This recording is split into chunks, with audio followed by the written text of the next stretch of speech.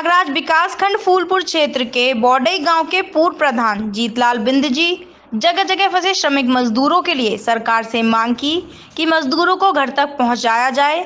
जैसा कि आप लोग देख रहे हैं, कई मजदूर अपने घर आ रहे हैं कि रास्ते में दुर्घटनाग्रस्त हो जा रहे हैं और उनकी मृत्यु हो रही है।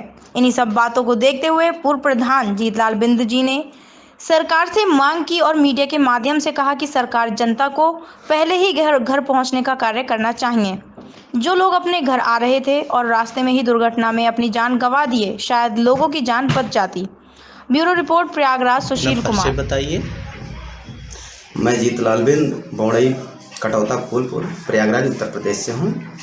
पूर्व प्रधान रह चुका हूँ और पूर्व लोकसभा प्रत्याशी भी रह चुका हूँ फूलपुर संसदीय क्षेत्र से।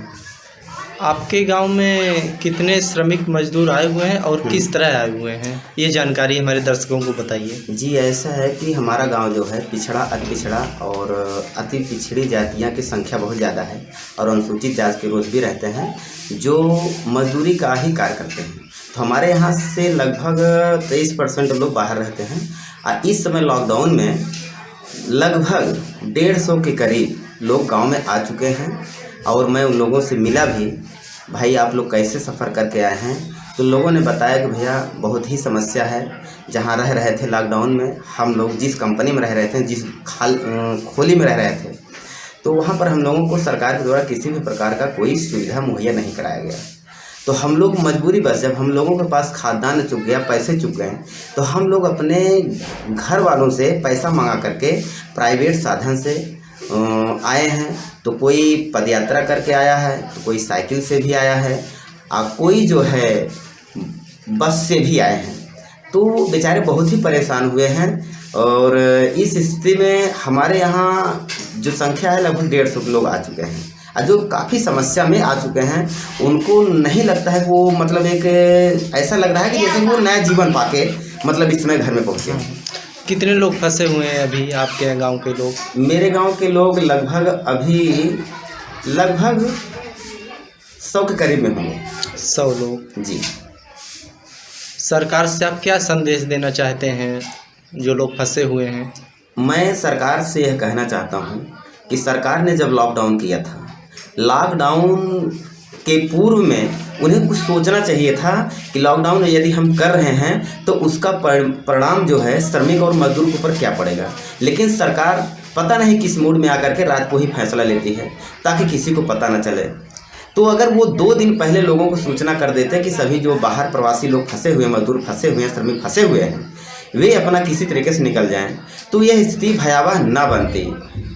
और मैं ये चाहता हूँ कि सरकार जो है अब जो फंसे हुए मजदूर हैं उनके लिए पूरी व्यवस्था, जो ट्रेनें पूरी तरह से वो चालू करें और लोगों को लाने का प्रयास करें। क्योंकि जानते हैं कि अमूमन ऐसे जान लिया जाए कि हमेशा बाहर जाने वालों की संख्या बहुत ज़्यादा होती है, वहाँ से आने वालों की संख्या बहुत कम होती है। तो यदि आप 1 महीने ज़्यादा होती है, वहाँ से आने वालों की संख्या बहुत कम होती है।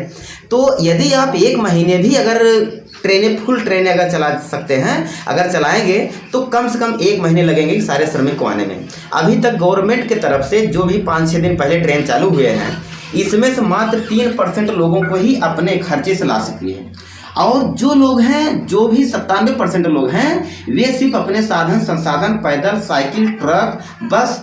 तो ऐसी से मैं सरकार से चाहूँगा कि सरकार इसमें श्रमिकों के साथ भेदभाव ना करके उनके अंदर की भावनाओं को देख करके उन्हें पूरी मदद करे और ट्रेन का भाड़ा फ्री करे, जिससे किसानों के पास पैसा तो है नहीं।